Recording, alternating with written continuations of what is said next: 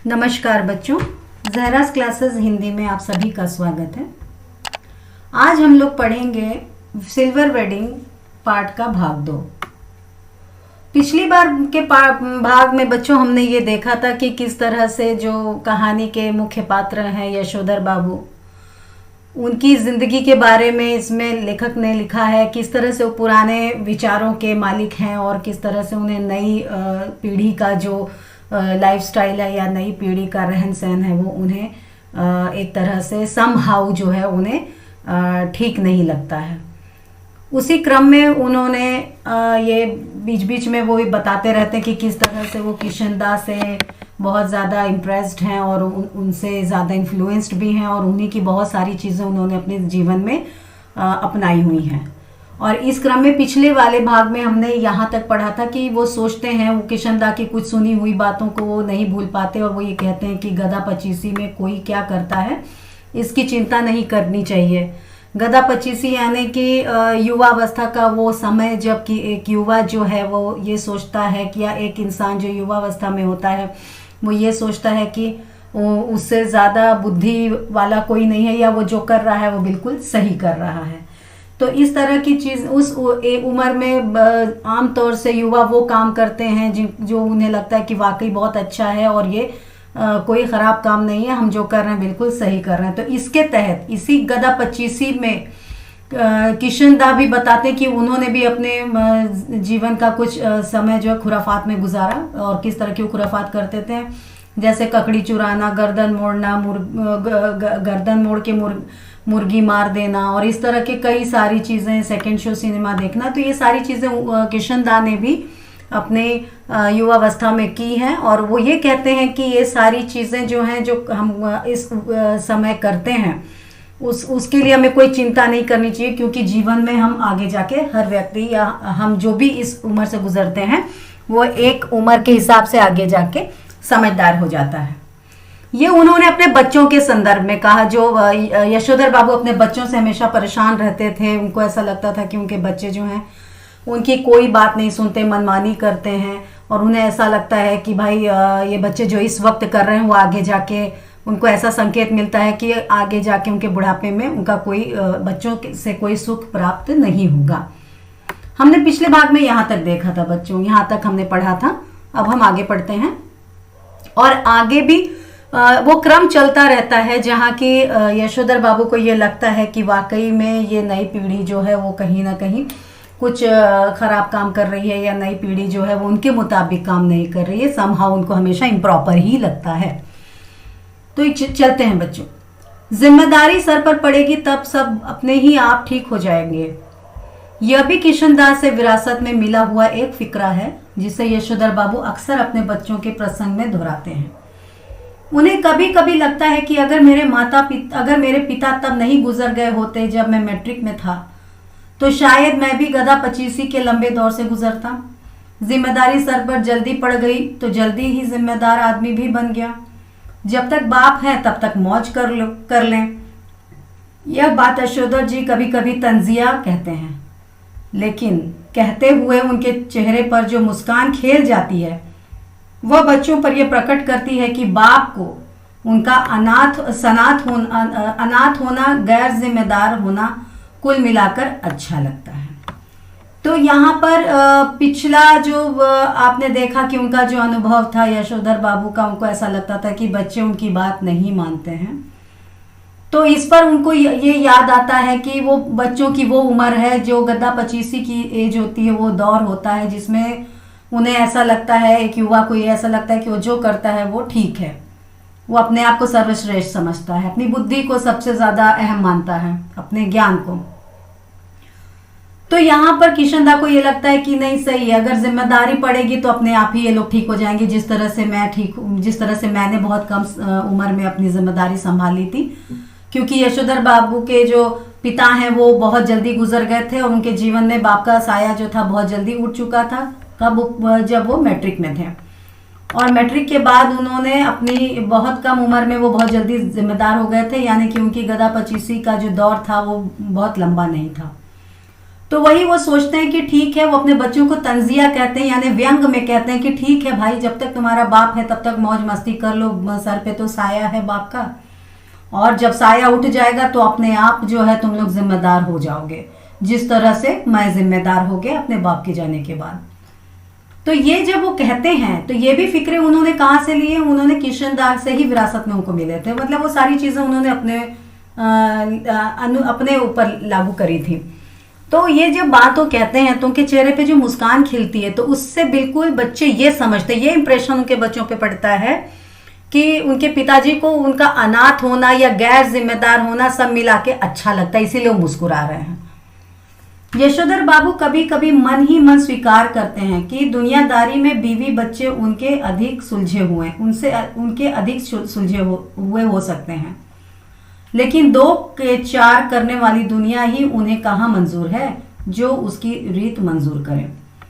तो समटाइम्स कभी कभी उनको ऐसा लगता है कि शायद मैं ही गलत सोचता हूँ, ये दुनियादारी की बातें हैं जो मुझे समझ में नहीं आती, क्योंकि दुनियादारी जो है वो 2 के 4 करने वाली, यानी कि कुछ ना कुछ फरेब करने वाली है, कुछ ना कुछ धोखा करने वाली है, या कुछ इधर का उधर करने वाली है। ये दुनियादारी है और दुनिया में ऐसी ही रीत चलती है। तो इस हिसाब से अगर हम देखें तो यशोधर बाबू को लगता है कि उनके बीवी बच्चे जो है दुनियादारी जो आज के दौर के उसके लिए बिल्कुल ठीक है, और शायद वही कहीं गलत है, या शायद वही जो है उसके हिसाब से नहीं चल रहे हैं। उन्हें अपने बीवी बच्चे दुनिया आज के दौर के हिसाब से सही लगते हैं, सुलझे हुए लगते हैं। दुनियादारी के हिसाब से बच्चों का यह कहना सही हो सकता है कि बब्बा ने डीडीए फ्लैट के लिए पैसा न भर के भयंकर भूल की है, किंतु समहाउ यशोधर बाबू को किशनदा की यह उक्ति अब भी जचती है। मूर्ख लोग मकान बनाते हैं, सयाने उनमें रहते हैं, जब तक सरकारी नौकरी तब तक सरकारी क्वार्टर, रिटायर होने पर गांव का पुश्तैनी घर बस। तो ये यहाँ पे उनकी बात, अब उनको ऐसा लगता है कि बच्चे कई बार सही कहते हैं, मतलब कई बार उनके दुनियादारी के हिसाब से अगर देखा जाए, यानी प्रैक्टिकलिटी अगर देखी जाए, तो बच्चों के हिसाब से सही है कि भाई जिस समय वो पैसा जमा करके एक फ्लैट ले सकते थे तो उन्होंने ऐसा काम नहीं किया, वो बेवकूफ़ी भरा काम था, बहुत बड़ा बेवकूफ़ी का था, या बहुत भूल का काम था। कि और सही बात है, प्रैक्टिकल ज़माने में आजकल के बच्चे बड़े प्रैक्टिकल होते हैं। वो सोचते हैं कि कम एज में ही जब भी नौकरी है आप अपने सारे संसाधन इकट्ठा कर लीजिए। लेकिन ये बातें जो हैं, पुराने लोगों को ये चीज़ें बहुत प्रैक्टिकल नहीं लगती हैं, उनको बहुत आसान वो लगती हैं, बहुत बेकार बात लगती हैं। तो लेकिन वहाँ पे ये बात तो बच्चों की मानते हैं, लेकिन जब किशनदा उन पे हावी होते हैं तो समहाउ उनको ये उनकी बातें ज़्यादा अच्छी लगती हैं अपने बच्चों की बातों के बनिस्बत। और यहाँ किशनदा का ये कहना होता है कि भाई मूर्ख लोग जो हैं वही मकान बनाते हैं, अपना पूरा समय मकान बनाने में, पैसा जोड़ने में लगा देते हैं, लेकिन जो बिल्कुल सयाने होते हैं, अक्लमंद होते हैं, वो बने बनाए मकान में रहते हैं। तो यहाँ पे उनको एक शय मिल जाती है, मकान न कोई बुक करने का या मकान में पैसा न लगाने के लिए उनको एक बहाना मिल जाता है। और वो ये भी बात उनको याद आती है किशनदा की कि भाई ठीक है, सरकारी नौकरी जब तक है तब तक तो सरकारी क्वार्टर है, बनाने का कोई झमेला नहीं है, रिटायर हो गए तो गांव में पुश्तैनी मकान है ही है। तो इस तरह से उन्होंने अपने बात को सिद्ध किया कि भाई मूर्ख ही लोग पूरा समय और पैसा लगाते हैं घर बनाने में, जब तक घर बनता है, पैसा जमा होता है, तब तक तो सब चीज़ें खत्म हो जाती हैं उसका लुत्फ उठाने में। और जो सयाने लोग होते हैं वो आराम से आके बने बनाए मकान में रहते हैं। तो हम भी यही करें कि भाई सरकारी नौकरी जब तक है तब तक सरकारी मकान में, और जब रिटायर हो जाए तो पुश्तैनी मकान में हम चले जाएं, पुश्तैनी घर में चले जाएं। तो ये उनकी सोच होती है। गांव का, अब गांव के पुश्तैनी मकान का हाल जहां सोचें तो भाई आप लोग भी जानते हैं बच्चों की, अब तो एकल परिवार का दौर है, लेकिन पहले जो था, पहले एक फैमिली होती थी, सब इकट्ठे होते थे, बहुत से जॉइंट फैमिली होती थी, बहुत सारे लोग होते थे उसमें, हर रिश्ते उसमें पनपते थे, पलते थे। छोटा सा मकान होता था, ज़्यादा लोग होते थे, प्यार भी बहुत होता था। ये उस दौर की बात सोचते हैं और महसूस करते हैं, लेकिन उसके साथ समस्याएं भी बहुत होती थी। तो यहाँ पे गांव का पुश्तैनी घर टूट फूट चुका है, और उस पर इतने लोग का हक है कि वहां जाकर बस ना मरम्मत की जिम्मेदारी ओढ़ना और बेकार के झगड़े मोल लेना होगा। इस बात को यशोधर जी अच्छी तरह समझते हैं। बच्चे बहस में जब ये तर्क दोहराते हैं तब उनसे कोई जवाब देते नहीं बनता। उन्होंने हमेशा यही कल्पना की थी और आज भी करते हैं, कि उनका कोई लड़का रिटायर होने से पहले सरकारी नौकरी में आ जाए और क्वार्टर उनके परिवार के पास बना रह सकेगा। अब भी पत्नी द्वारा भविष्य का प्रश्न उठाए जाने पर यशोधर बाबू इस संभावना को रेखांकित कर देते हैं। तो वहां पर वो कभी भी इस फिराक में नहीं रहे कि मेरा अपना खुद का एक मकान हो, क्योंकि वो किशनदा की सोच से ही बहुत लबालब होते हैं और सोचते हैं कि भाई जब तक सरकारी मकान है तब तक रहेंगे, नहीं तो फिर गांव का पुश्तैनी घर। लेकिन वह इस बात से भी पूरी तरह से इनकार नहीं कर सकते कि जो गांव का पुश्तैनी मकान है वो बहुत ज्यादा बुरी कंडीशन में टूटा फूटा है। फिर अगर हमने कभी वहां जाके बसने का भी मन बना लिया तो जिम्मेदारी होगी किस चीज की, वो मकान में जो अपना हिस्सा है उसके टूटे फूटे होने पर उसको बनाने की जिम्मेदारी, उसके मरम्मत करने की जिम्मेदारी। फिर ये सब करते कराते भाई ज्वाइंट फैमिली है तो झगड़े भी होंगे, झगड़ा मोल लेना होगा, तो मानसिक तनाव भी होगा, और ये सारी चीजों से वो बड़ी अच्छी तरह से वाकिफ होते हैं। और जब बच्चे उनसे ये बात कहते हैं और बहसते हैं, ये तर्क देते हैं कि भाई आपका अपना कोई घर नहीं आपने बनाया, और अगर हम पुश्तैनी मकान में भी जाके रहते हैं तो ये सारी चीजें हमें सारी चीजों का हमें सामना करना पड़ेगा, तो उस पर वो हमेशा कोई जवाब नहीं देते। लेकिन उनके दिमाग में हमेशा एक ये होता है कि उनका कोई एक जो बच्चा है, कोई एक लड़का जो है वो जरूर इनके रिटायरमेंट से पहले कोई सरकारी नौकरी मिल जाएगी, और जब उसको सरकारी नौकरी मिल जाएगी तो क्वार्टर का कोई मुश्किल नहीं है, क्योंकि फिर उसके बाद सरकारी क्वार्टर मिलेगा तो उनके पास ये क्वार्टर हमेशा बना रहेगा। तो इस मंशे से उन्होंने डीडीए फ्लैट में पैसा नहीं लगाया, और किशनदा की बातों से वो बड़ा मुतासिर थे, तो उन्हें ऐसा लगा कि मुझे मकान बनाने की जरूरत नहीं है, और अगर फिर भी कोई बात होती है तो फिर वो पुश्तैनी मकान तो है ही है। लेकिन फिर भी अगर उनकी पत्नी कभी कोई बात पूछती है, इस पे कोई तर्क होता है, कुछ सवाल उठाती हैं, तो वो जरूर जानते हैं कि ये संभावना को रेखांकित कर देते हैं कि भाई हाँ, जरूरी नहीं कि मेरा कोई बच्चा सरकारी नौकरी में आ ही जाए और हमें सरकारी मकान मिल ही जाए। लेकिन फिर भी वो दिमाग में वो सोचते हैं, उनको पता होता है कि नहीं, ऐसा हो भी सकता है। जब पत्नी कहती हैं अगर ऐसा नहीं हुआ तो आदमी को तो हर तरह से सोचना चाहिए, तब यशोधर बाबू टिप्पणी करते हैं कि सब तरह से सोचने वाले हमारी बिरादरी में नहीं होते हैं, उसमें तो एक ही तरह के से सोचने वाले होते हैं। कहते हैं और कहकर लगभग नकली सी हंसी हंसते हैं। जितना ही इस लोक की जिंदगी यशोधर बाबू को यह नकली हंसी हंसने के लिए बाध्य कर रही है, उतना ही वह परलोक के बारे में उत्साही होने का यत्न कर रहे हैं। तो उन्होंने बिड़ला मंदिर की ओर तेज कदम बढ़ाए, लक्ष्मी नारायण के आगे हाथ जोड़े, असीक का फूल चुटिया में खोसा और पीछे से उस प्रांगण में जा पहुंचे जहां एक महात्मा जी गीता पर प्रवचन कर रहे थे। अफसोस, आज प्रवचन सुनने में यशोधर जी का मन खास लगा नहीं। सच तो यह है कि वह भीतर से बहुत ज्यादा धार्मिक अथवा कर्मकांडी नहीं है। हाँ, इस संबंध में अपने मर्यादा पुरुष किशनदा द्वारा स्थापित मानक हमेशा उन्हें उनके सामने रहे हैं। तो यहाँ पर जब पत्नी उनसे बहुत सारे सवाल करती है और ये कहती है, ये आशंका जाहिर करती है कि भाई अगर कोई बच्चा अगर हमारा नहीं आ पाया सरकारी नौकरी में तब क्या होगा, तो हमको हर तरह से सोचना चाहिए, हर सिचुएशन के लिए सोचना चाहिए। तो इस पर यशोधर बाबू कहते हैं कि भाई ऐसा सोचने की जरूरत नहीं है, बड़ा लाइटली उसको लेते हैं और कहते हैं कि भाई हमारे जो बिरादरी है हम लोग उसमें बहुत सोचा नहीं करते, उसमें सोचने वाले लोग नहीं होते और एक ही तरह से लोग सोचते हैं और अपनी बातों को वो टाल जाते हैं, हंसी में टाल जाते हैं और बहुत ज़्यादा वो इस दुनिया के लिए या ये जिंदगी के लिए, इस लोक के लिए वो अपने आप को बहुत ज़्यादा सीरियस नहीं लेते। सीरियस वो किस चीज़ के लिए लेते हैं? परलोक के बारे में जब वो सोचते हैं तो वो बड़ा सीरियस हो जाते हैं, उसको में बहुत उत्साही हो जाते हैं, वो बहुत एक्साइटेड हो जाते हैं और उसके लिए परलोक सुधारने के लिए वो सारे यत्न करना चाहते हैं। बिल्कुल ये वही उन्हीं लोगों में से हैं जो उनको ऐसा लगता है कि दुनिया बहुत हल्के में लेते हैं कि भाई ये हमारी परमानेंट जगह नहीं है, हमें तो अल्टीमेटली परलोक जाना है, तो यहाँ किसी भी तरह से रह लो, मेन हमें अपना परलोक सुधारना है। तो ये बिल्कुल उसी सोच से लैस थे और यही सोच के वो क्या होते थे, उनको हमेशा जो है वो बिरला मंदिर जाते थे। शुरू में भी हमने देखा बिरला मंदिर जाते थे, वहाँ जाके पहले उन्होंने क्या किया, लक्ष्मी नारायण के आगे हाथ जोड़े, सीख के फूल चुटिया में खोसे, यानी जो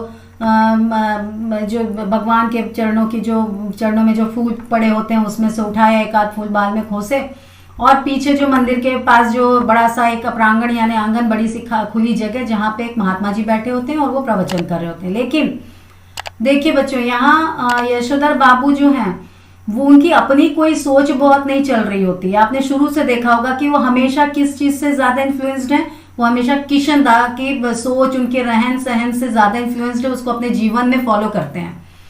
तो यहाँ पर भी वो मंदिर इसलिए नहीं आते कि उनकी वाकई में बड़ी आस्था या बड़े कर्मकांडी हैं, वो नहीं, वो इसलिए आते हैं क्योंकि उन्होंने ये सारी चीजें जो है, ये कुछ मानक जो है कि एक मर्यादा पुरुष में क्या होना चाहिए, तो ये मानक जो है उन्होंने किशन दास द्वारा उनको मिले हुए थे, गाइड किए गए थे और वो उनको फॉलो करते हुए देखा था यशोधर जी ने, तो वो मानक उन्होंने अपने जीवन में उतार लिया। नहीं तो वैसे अगर देखा जाए तो ना तो बहुत धार्मिक थे, ना वो बहुत कर्मकांडी थे। तो इस तरह से किशन दा का एक बहुत बड़ा जो हिस्सा है वो किशन दा के जीवन का, उनका एक्सपीरियंस का, वो खुद यशोधर बाबू ने अपने जीवन में उतार लिया है, उसको एक मानक बना के वो चलते हैं। जैसे जैसे उम्र ढल रही है वैसे वैसे वह भी किशन दा की तरह रोज मंदिर जाने, संध्या पूजा करने और गीता प्रेस गोरखपुर की किताबें पढ़ने का यत्न करने लगे हैं। अगर कभी उनका मन शिकायत करता कि इस सब में लग नहीं पा रहा हूं, तब उससे कहते कि भाई लगना चाहिए, अब तो माया मोह के साथ साथ भगवत भजन को भी कुछ स्थान देना होगा कि नहीं। नई पीढ़ी को देखकर राजपाट तुम लग जाओ बाट बंद प्रदेश की, जो करते हैं जैसा करते हैं करें, हमें तो अब इस वर्ल्ड की नहीं, उसकी, इस लाइफ की नहीं, उसकी चिंता करनी है। वैसे अगर बच्चे सलाह मांगे, अनुभव का आदर करें तो अच्छा लगता है, अब नहीं मांगते तो न मांगे। यशोधर बाबू ने फिर अपने को झिड़का कि यह भी क्या हुआ कि मन को समझाने में फिर भटक गए। गीता महिमा सुनो, सुनने लगे मगर व्याख्या में जनार्दन शब्द जो सुनाई पड़ा तो उन्हें अपने जीजा जनार्दन जोशी की याद हो आई। परसों ही कार्ड आया है कि उनकी तबीयत खराब है। यशोधर बाबू सोचने लगे कि जीजा जी का हाल पूछने अहमदाबाद जाना ही होगा। तो यहाँ पर देखो, वो तो वैसे भी बहुत ज्यादा ये सारी चीजों से उनका लगाव नहीं है, लेकिन क्योंकि किशन दा की जिंदगी से प्रेरित है तो वो सारी चीजें अपने जीवन में भी वो फॉलो करते हैं। तो उन्हें ऐसा लगता है कि जब उम्र ढलने लगती है एक इंसान की, तो वैसे वैसे उसे रोज मंदिर जाना चाहिए। ये भी उन्होंने किशन दास से ही सीखा था, रोज संध्या पूजा करनी चाहिए और वो करते थे। गीता प्रेस की, जो गोरखपुर का गीता प्रेस है, उसमें से छपी किताबों को पढ़ने की कोशिश करते थे। हालांकि देखो बहुत इंटरेस्ट नहीं होता था, लेकिन फिर भी पढ़ना है क्योंकि हम उम्र के उस पड़ाव में कि हमें ये करना चाहिए, क्योंकि किशन दा ऐसा करते थे, इसलिए यशोधर बाबू ने उनको अपनाई। और कभी क्या होता है, क्योंकि देखिए बच्चों, जिस चीज में हमारा ध्यान नहीं लगता है तो वो चीजें जो है हम मन मार के करते हैं या कम इंटरेस्ट से करते हैं। तो वही चीज यशोधर बाबू के साथ भी हो रही थी। तो जब वो प्रवचन सुनने में लगे थे तो उनका मन जो था वो भटक रहा था, क्योंकि वो मन उसमें नहीं लगा था और वो वहां पर जो है बहुत ध्यान इधर उधर उनका भटकने लगता था। तो वहां पे वो कहते थे कि भाई मन लगाना पड़ेगा ना, इसमें जबरदस्ती मन लगाना पड़ेगा, क्योंकि ये सब मोह माया है, उसको छोड़ना पड़ेगा और भगवत भजन को स्थान देना पड़ेगा। और जो हम लोग अब अपना जो विरासत है या जो अपना राजपाट है या जो हमारा जो भी है, वो हमें अगली पीढ़ी को सौंप के आगे जाना है, पूजा पाठ में रहना है। अब बच्चे जो करना है उनको करने दो भाई, उनकी अपनी लाइफ है, हमने अपनी लाइफ जी ली, अब हमें अपना जो भी है हम उनको दे के हम आगे बढ़ेंगे। और वैसे भी उनको हमेशा इस चीज का रहता था कि इस वर्ल्ड की यानी इस दुनिया की, इस लाइफ की उनको चिंता नहीं है। किस लाइफ की चिंता है हमें? चिंता किस लाइफ की करनी चाहिए? परमात्मा के पास जाना है, आफ्टर डेथ की चिंता करनी चाहिए। लेकिन यहाँ पर देखिए फिर उनको दिमाग में एक बात खोलती है कि भाई हम इतने अनुभवी लोग हैं तो हमसे बच्चे सलाह नहीं मांगते। अगर वो हमारी सलाह मांगे तो आदर से मांगे तो अब अच्छी बात है, हम उनको दे सकते हैं। लेकिन अब बच्चे हमारी सलाह मानते नहीं, तो इस चीज का भी उन्हें कहीं ना कहीं खेद है, कहीं ना कहीं दुख है कि हमारे अनुभव को बच्चे अपने जीवन में नहीं उतारते। क्योंकि जानते हैं बच्चों, यशोधर बाबू खुद किसी के अनुभव को अपने जीवन में उतार चुके हैं, तो वही चीज वो अपने बच्चों से भी उम्मीद रखते हैं।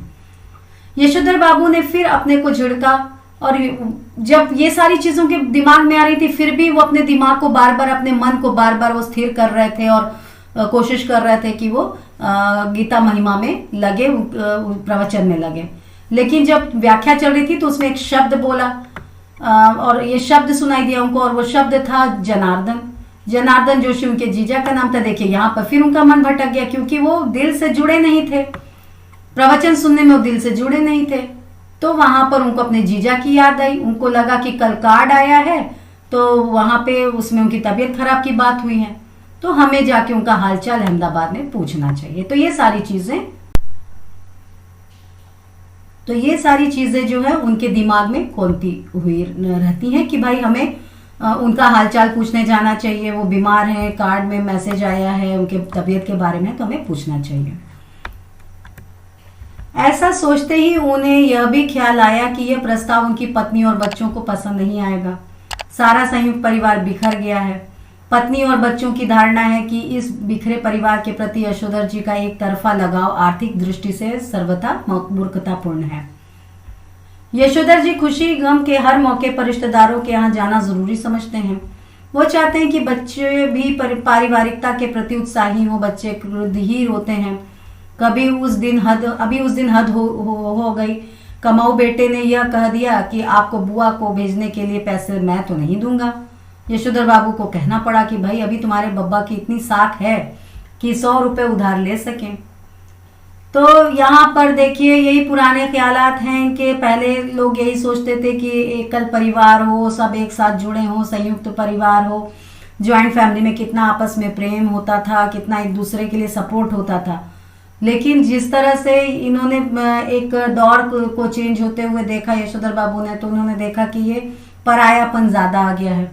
और लेकिन ये पुराने सोच के मालिक थे, तो इनको ऐसा लगता है कि भाई रिश्तेदारों क्या उनके सुख में और दुख में जाना ज़रूरी है।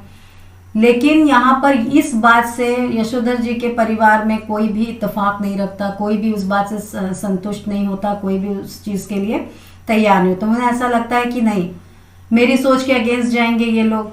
और ये उनको ऐसा लगता है कि जो पारिवारिकता जो निभा रहे हैं वो एक तरफा है, और वो बच्चे उसे आर्थिक दृष्टि से देखते हैं। और उनको ऐसा लगता है कि ठीक है, आप कभी किसी रिलेटिव के यहाँ गए, आपने कुछ पैसों का आदान प्रदान किया, उनकी कोई आर्थिक मदद कर दी, तो ये आजकल जो पीढ़ी है वो उसको इस तरह से नहीं लेती। ऐसा यशोधर बाबू सोचते हैं। उनको ऐसा लगता है कि भाई नई पीढ़ी को लगता है कि ये बेवकूफ़ी भरा काम है।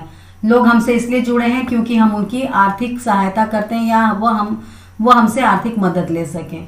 लेकिन यहाँ यशोधर बाबू ये सोचते हैं कि भाई हर एक की खुशी गम को हम ज़्यादा तवज्जो दें, उस मौके पर हम ज़्यादा जाएं, और हमें जाना चाहिए, भले ही उसमें कुछ पैसे खर्च ही होते हैं तो क्या। लेकिन यहाँ पे उनको इस बात का पूरा सबूत मिल गया कि इस तरह के रिलेशन को निभाने के लिए उनके बच्चे सदैव तैयार नहीं होंगे। और इसीलिए उन्होंने उनके जो कमाऊ बेटे जो बच्चे हैं, उनके जो पैसे कमा रहे हैं, वो कहते हैं भाई आप जाइए बुआ जी के यहाँ, क्योंकि आपके जीजा जी बीमार हैं, आप जाइए। अब उनको आप पैसे की मदद करना चाहते हैं कि भाई वो बीमार हैं या किसी भी तरह से, तो मैं उसके लिए आपको पैसे नहीं दूंगा।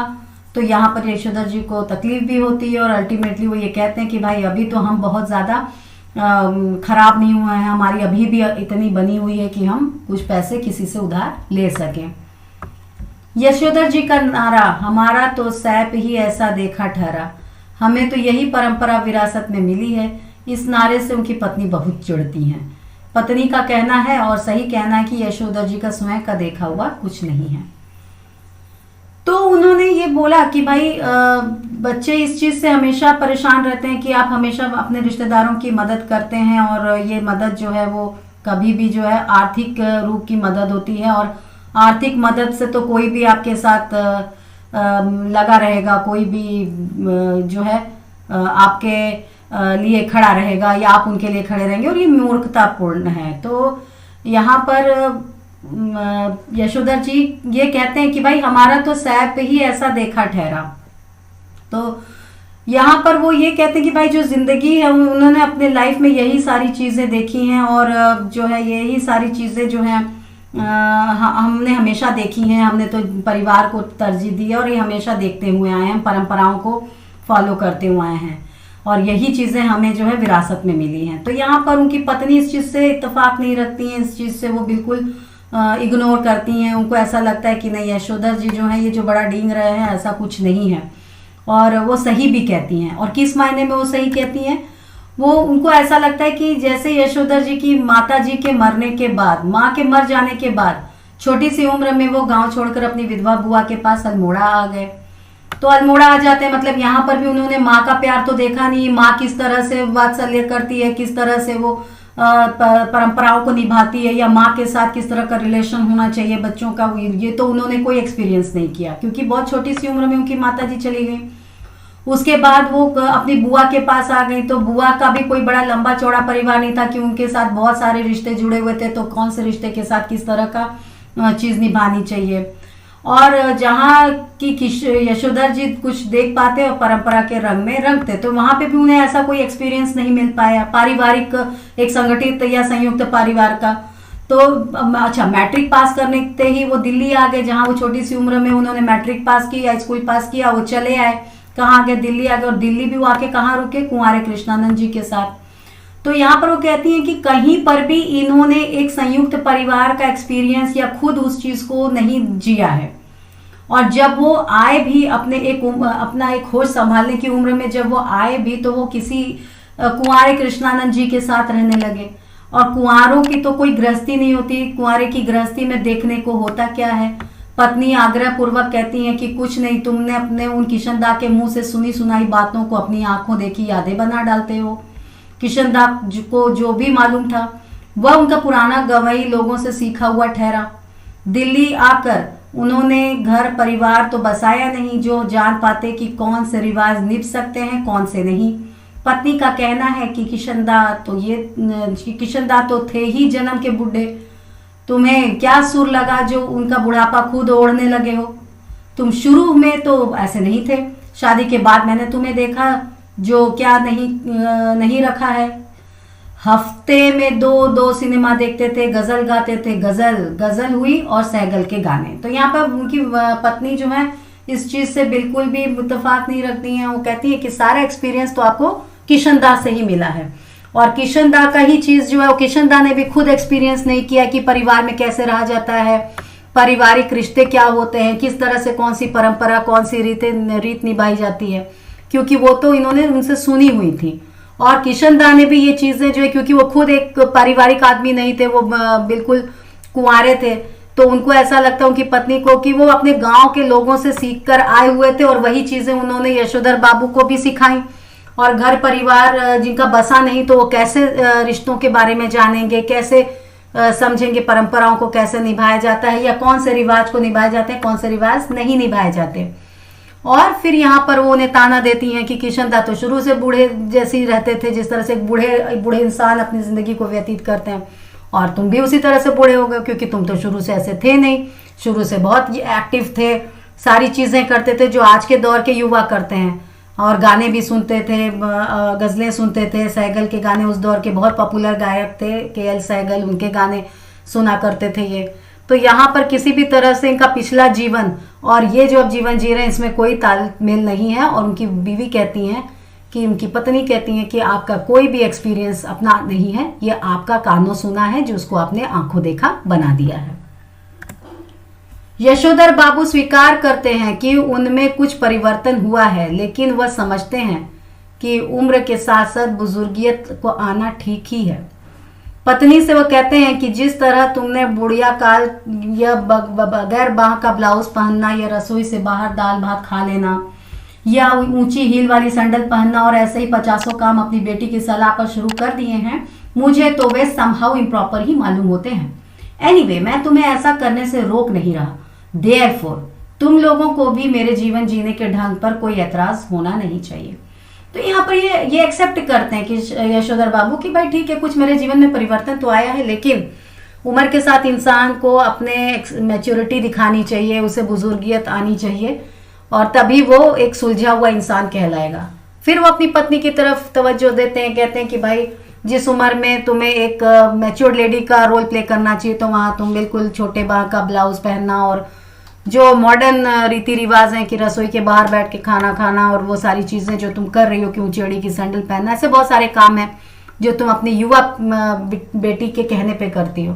तो यहाँ पे यशोधर जी कहते हैं कि ये सारी चीज़ें मुझे भी अच्छी नहीं लगती हैं, लेकिन फिर भी मैं कभी नहीं रोकता हूँ। तो इस तरह से जिस तरह से मैं जीवन जी रहा हूँ, या मेरे जीवन जीने के ढंग पर भी तुम लोगों को कोई एतराज़ होना नहीं चाहिए। यहाँ पर वो साफ कर देते हैं कि वो जिस परंपरा की बात कर रहे हैं, या जिस तरह के जीवन की वो बात कर रहे हैं, उन्हें वो बहुत अच्छे से करने दिया जाना चाहिए। यशोधर बाबू को धार्मिक प्रवचन सुनते हुए भी अपना पारिवारिक चिंतन में ध्यान डूबा रहना अच्छा नहीं लगा। सुबह शाम संध्या करने के बाद जब वह थोड़ा ध्यान लगाने की कोशिश करते हैं तब भी मन किसी परम सत्ता में नहीं, इसी परिवार में लीन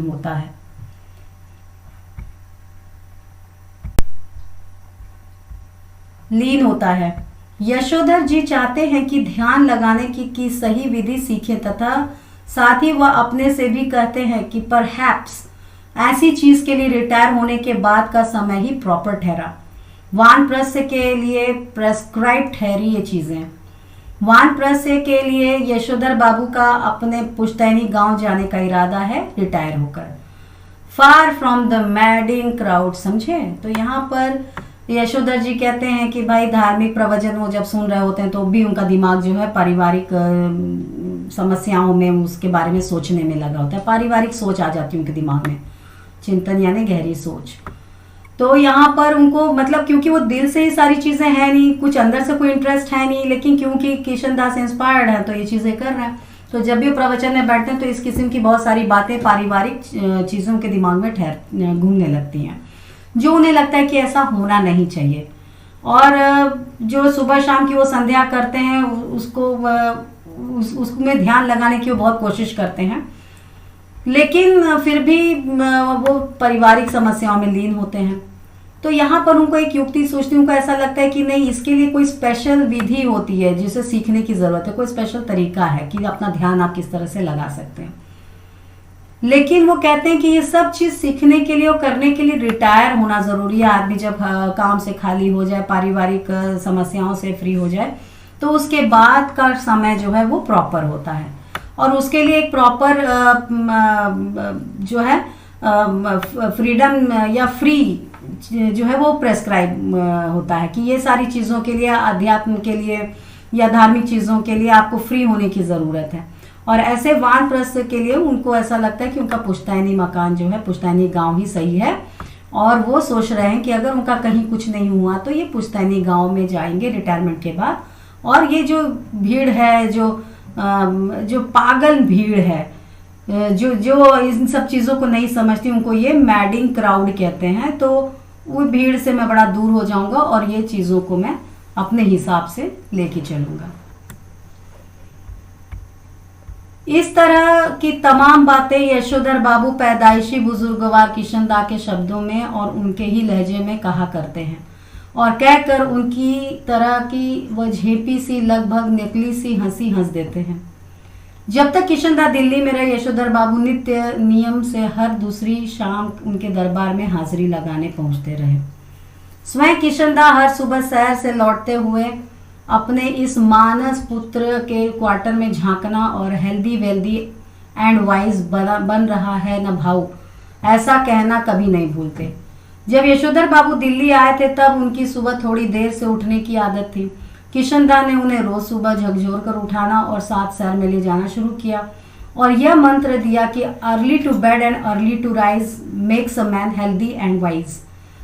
जब यशोधर बाबू अलग क्वार्टर में रहने लगे और अपनी गृहस्थी में डूब गए, तब भी किशन दा ने यह देखते रहना जरूरी समझा कि भाव यानी बच्चा सवेरे जल्दी उठता है कि नहीं। यशोधर बाबू को यह अच्छा लगता था कि कोई उन्हें भाव कहता है। हर सवेरे वह किशन दा से अनुरोध करते कि चाय पी कर जाए। किशन दा कभी कभी इस अनुरोध की रक्षा कर देते।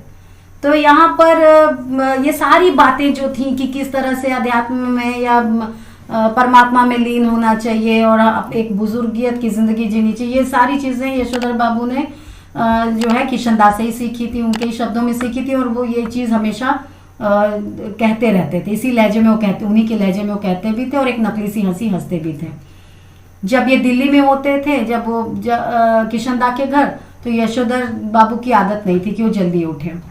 तो वहां पर इनकी आदत किशन दा ने ही लगाई थी कि वो जल्दी खुद भी उठते थे और इनको भी उठाते थे और एक मंत्र देते थे कि भाई हेल्दी वेल्दी एंड वाइज रहना जरूरी है। और ये भाव के नाम से उनको बुलाते थे यशोधर बाबू को।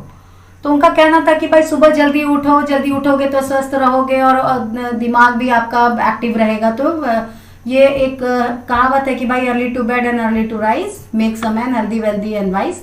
तो ये चीज़ें वो उनको सिखाते थे कि जल्दी उठना चाहिए, तरोताज़ा रहना चाहिए।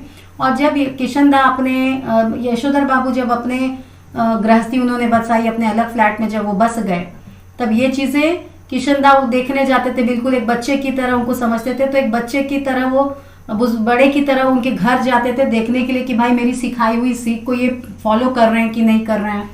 और जब ये जाते थे रोज, तो एक चाय का आग्रह भी होता था कि चाय पी कर जाइए मेरे यहाँ से। और इस तरह से कभी कभी उनके घर में जाके वो उनकी बात को भी, यशोधर जी की बात को भी किशनदा मान लेते थे।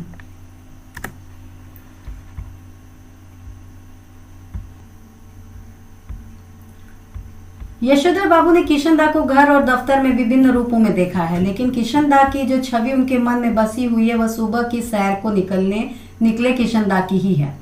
तो बहुत सारे उनके रूप हैं किशनदा के, यशोधर जी के दिमाग में, लेकिन एक सबसे जो सबसे ज्यादा जो बसी हुई है, जो उनका एक फिगर उनके दिमाग में है, वो है कि वो सुबह जब सैर करने निकलते थे तो उनका एक हुलिया अलग सा होता था। वो क्या होता था, कुर्ते पैजामे पहने होते थे और उसके ऊपर उन्होंने ऊनी गाउन पहनी होती थी, उसके ऊपर एक विलायती टोपी जो गोल होती थी उसको पहने होते थे और पाँव में देसी खड़ाऊ धारण किए हुए होते थे। और इस तरह से हाथ में एक छड़ी भी लिए होते थे जो कुत्ते को भगाने के लिए होती थी। और इस तरह का पूरा हुलिया बना के यशोधर बाबू जो है उन्होंने देखा किशनदा इस तरह का हुलिया बना के वो सैर के लिए निकलते थे। तो यही छवि उनके दिमाग में बैठी हुई थी। जब तक किशनदा दिल्ली में रहे तब तक यशोधर बाबू ने उनके पटशिष्य और उत्साही कार्यकर्ता की भूमिका पूरी निष्ठा से निभाई। किशनदा के चले जाने के बाद उन्होंने ही उनकी कई परंपराओं को जीवित रखने की कोशिश की और इस कोशिश में पत्नी और बच्चों को नाराज किया। तो यहाँ पर तो सारी चीजें उन्होंने अपना ली। और जब वो ये रिटायर होके किशनदा चले गए दिल्ली से, तो उसके बाद उनकी जो चीजें थी, जो विरासत में इन्होंने ले ली थी यशोधर बाबू ने, इसको उन्होंने निभाना शुरू कर दिया, चलाना शुरू कर दिया। शुरू में याद है आपको, पहले ही पृष्ठ में हमने पढ़ा था कि किस तरह से किशनदा की ही चीजें वो फॉलो अप करते थे। हाथ को हाथ से हाई फाइव देना और अपने कलीग्स के साथ कितना एक डिस्टेंस मेंटेन करना, ये सारी चीजें इन्होंने किशनदा से ही सीखी थी। तो लेकिन इनकी परंपराएं कुछ जो थी वो इनके घर वालों को पसंद नहीं आती थी, यशोधर बाबू को के घर वालों को। और कौन कौन सी चीजें जो पसंद नहीं आती थी, जो ये करते थे कि होली गवाना या जनेऊ पुनियों के दिन सब कुमाऊनियों को जनेऊ बदलने के लिए अपने घर आमंत्रित करना, सबको बुला लेना किसी भी फंक्शन में, रामलीला की तालीम के लिए या कुछ रामलीला का कुछ पाठ हो रहा है या रामलीला के लिए कोई तैयारी हो रही है तो उसके लिए उनको अपना क्वार्टर दे देना, अपने क्वार्टर में कोई छोटी सी जगह दे देना, कमरा दे देना। और फिर ये सब ऐसी बहुत सारी चीजें थी जो यशोधर बाबू ने किशनदा से ही सीखी थी। और ये उनके पत्नी और बच्चों को बिल्कुल भी अच्छा नहीं लगता था। क्यों? क्योंकि उनको ऐसा लगता था कि इस पर जो होने वाला खर्च है और होने वाला शोर है वो बिल्कुल भी बेकार है, वो इन लोग को पसंद नहीं होता था। क्यों नहीं पसंद होता? क्योंकि ये खुद भी खर्च करते थे और इसमें शोर भी बहुत होता था जो इनको खराब लगता था। इसीलिए वो इनकी इस सोच से सहमत नहीं होते थे। और ये जानते थे इनके पत्नी और बच्चे कि ये सब जो आयोजन कर रहे हैं वो जिस समाज के लिए कर रहे हैं वो समाज भी इसमें बहुत इंटरेस्ट नहीं ले रहा है, बहुत उत्साह नहीं है। तो उत्साह समाज में के लोगों में भी नहीं है, तो फिर क्यों ये झूठ मूठ का इस तरह का दिखावा या इस तरह का पाखंड या इस तरह की परंपराओं को ये अभी तक चला रहे हैं। यशोधर जी चाहते हैं कि उन्हें समाज का सम्मानित बुजुर्ग माना जाए, लेकिन जब समाज में ही न रहो तो यह पद उन्हें क्यों कर मिले। यशोधर जी कहते हैं कि बच्चे मेरा आदर करें और उसी तरह हर बात में मुझसे सलाह लें जिस तरह मैं किशनदा से लिया करता था। यशोधर बाबू डेमोक्रेट बाबू हैं और हरगिज ये दुराग्रह नहीं करना चाहते कि बच्चे उन्हें कहें तो कहे को पत्थर की लकीर समझें। लेकिन यह भी क्या हुआ कि पूछा नताशा, जिसके मन में जैसा आया करता रहा। ग्रांटेड तुम्हारी नॉलेज ज्यादा होगी, लेकिन एक्सपीरियंस का कोई सब्स्टिट्यूट ठहरा नहीं बेटा। मानो न मानो, झूठे मुंह से सही एक बार पूछ तो लिया करो, ऐसा कहते हैं यशोधर बाबू। और बच्चे यही उत्तर देते हैं, बब्बा आप तो हद करते हैं, जो बात आप जानते ही नहीं आपसे क्यों पूछें। तो देखिए बच्चों, इतने पार्ट में, इतने पोर्शन में हम ये तो समझ गए कि यशोधर बाबू जो है बिल्कुल बुजुर्गियत, एक सम्मान चाहते हैं। और जो नई पीढ़ी है वो अपने आप को वो हमेशा उच्च श्रेणी का समझती है और यशोधर बाबू को लगता है कि वो उस पीढ़ी के साथ ताल में ताल मिला के नहीं चल पा रहे हैं। फिर भी वो ये उम्मीद करते हैं कि उनसे पूछा जाए, उनकी बातों को अहमियत दी जाए, लेकिन उनके बच्चे ऐसा नहीं करते। और यहाँ पर वो ये कहते हैं कि भले ही नए बच्चों की, नए पीढ़ी की नॉलेज होगी, लेकिन हम लोगों का एक्सपीरियंस ज़्यादा है और एक्सपीरियंस का कोई सब्स्टिट्यूट नहीं होता है। तो बच्चों, अब हम लोग अगला भाग इसका अब चंद दिनों में फिर अपलोड होगा। आपको इतना पोर्शन उम्मीद करती हूँ कि समझ में आया होगा। बड़ा चैप्टर है, 2 भाग में और समाप्त होगा। लेकिन तब तक आप लोग लाइक करें, शेयर करें, सब्सक्राइब करें और बच्चों बेल आइकन दबाना बिल्कुल मत भूलिए। और अपने जो भी क्वेश्चंस हैं, जो भी क्वेरीज हैं, उनको कमेंट बॉक्स में ज़रूर डालें। और इस मेरे चैनल को ज़्यादा से ज़्यादा आप लोग प्यार दें और ज़्यादा से ज़्यादा लाइक्स को और कमेंट को और सब्सक्राइब को जगह दें। धन्यवाद।